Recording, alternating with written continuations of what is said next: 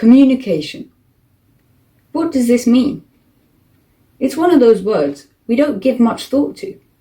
It seems pretty obvious. We open our mouths and just like that, we're communicating. But what different kinds of people do we speak to in our lives? Could it be that we communicate within our own small communities? In my own life, I communicate every day as soon as I leave my house. See, I walk to school with my friend, and on the way we like to chat.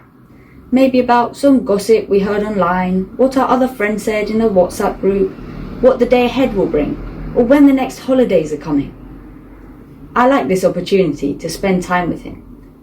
But quite often, a third person, maybe someone we know from school but aren't as close to, will join us on the way.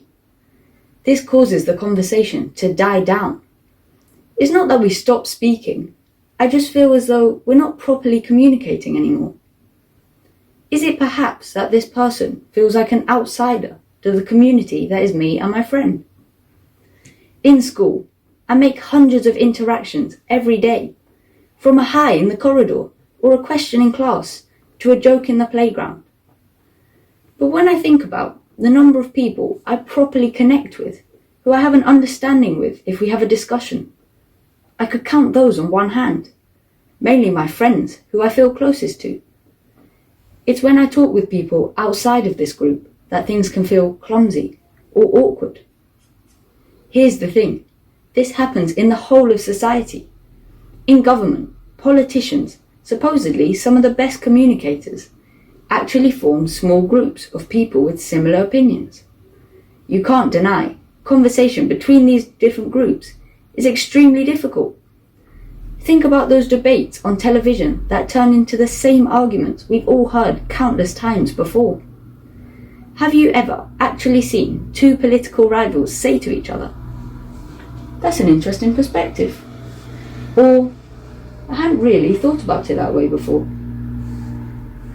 Of course, we're not going to see eye to eye with everyone.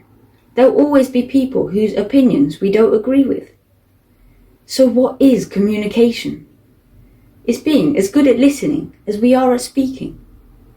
It's taking that extra leap, putting ourselves outside of our comfort zone.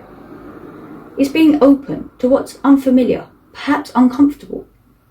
And it's accepting outsiders into our limited communities, so that next time that third person joins me and my friend on the way to school, I can keep the conversation going, not just polite chatter. Genuine communication.